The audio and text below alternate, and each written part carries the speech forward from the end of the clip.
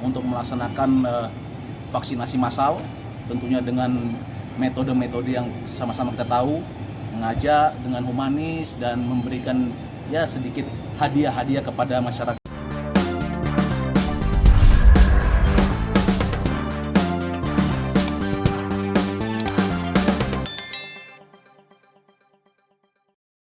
Untuk hari ini sampai dengan sekarang terakhir ini sudah mencapai 65%. Mudah-mudahan sesuai dengan perintah Bapak Presiden, kita akan maksimalkan kembali sampai dengan akhir tahun bisa mencapai 70% sesuai dengan perintah Presiden. Upaya untuk mencapai target itu apa saja, Bang?